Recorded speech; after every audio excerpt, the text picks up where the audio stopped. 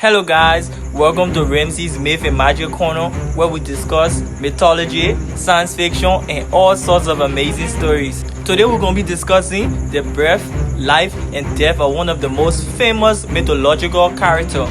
She is so iconic. Her story has been portrayed in movies. She's the face of fashion brands such as Versace. Yes folks, we're talking about Medusa. She was born to Phorcys and Ceto, the early sea deities. She was very unique, being the only mortal in her family. Her sisters Steno and E.R.U were both monsters. Together they were known as the Gorgons. She was a beautiful maiden with golden hair. Being mortal, she lived in the city of Athens, which was under the protection of the goddess Athena.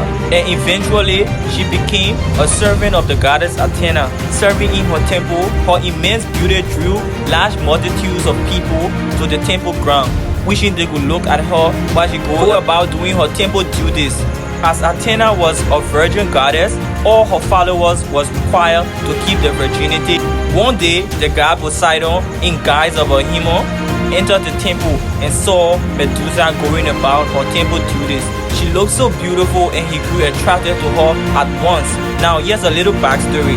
Athena and Poseidon previously had a conflict over the name giving of Athens. The story goes that Athens was a prosperous city but had not yet chosen a guardian deity, and Poseidon and Athena had previously competed over who should be the guardian of the city. They had a competition even the entire city, and Poseidon created out of sea foam the first horse and struck the ground, creating water in the city. His gift was not met with enthusiasm, as Athens was a coastal city with access to many rivers and an entire ocean. How you get a good gift but the poor already get enough water? Athena, on the other hand, creating the first olive tree. It was a delicacy and was also made into oil, and the tree itself was excellent timber. So the people of Athens chose Athena as its guardian deity, and so Poseidon kept the grudge. When he saw Medusa, he was absolutely smitten and decided to have his will. When Medusa took a walk along the seashore, Poseidon arrived and tried to woo her into bed, but being a servant of Athena, she refused. And when she found out that he was trying to forcibly take her, Medusa ran to the temple for protection. Raping her in the temple of Athena was the highest form of disrespect to the goddess. Athena comes and sees that her temple has been defiled. She doesn't blame her fellow god, she blames the human Medusa. Medusa's sisters come to her defense and thus suffer part of the punishment. Athena curses Medusa with a head full of snakes, eternal life, and that any man who looks at her will turn into stone. This punishment turned Medusa into a monster that is isolated from the world of men. Thus, she can never be near another man again. Isolated from the rest of the world, Medusa lived in the shadows.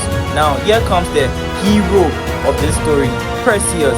Perseus was the son of Zeus and Danae, the daughter of Acraeus of Argos. As an infant, he was cast into the sea in a chest with his mother by Acraeus, to whom it had been prophesied that he would be killed by his grandson. After Perseus had grown up on the island of Seriphus, where the chest had grounded, King Polydates of Seriphus, who desired Danae, Perseus' mother, tricked Perseus into promising to obtain the head of Medusa, the only mortal among the Gorgons. Perseus then embarked on the quest to kill Medusa. Aided by Hermes, the messenger god, and Athena, Perseus pressed the Graiae, sisters of the Gorgons. The Graiae were oracles who had one eye and one tooth. After seizing their only eye, they were forced into telling Perseus where Medusa resided.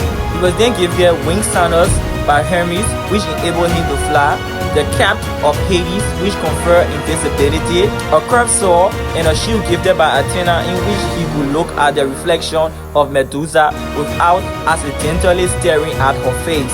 The demigod Perseus then started the journey to find the lair of the Gorgons. Entering with great stealth, he crept under Medusa while she slept and decapitated her. Now, fun fact, every time the gods have an intercourse, they create children. So when Perseus decapitated Medusa, the blood that flowed out of her neck gave birth to the winged horse Pegasus. I know we also Zeus gave Pegasus to Hercules in that Disney movie, but this is the real myth.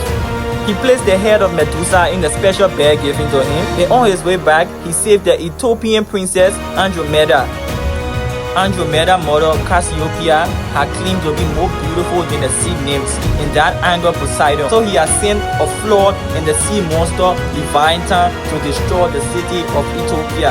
The king of the city was told to offer his daughter Andromeda to the monster, and when Perseus was in flight, he instantly fell in love with Andromeda at first sight, coming to her rescue.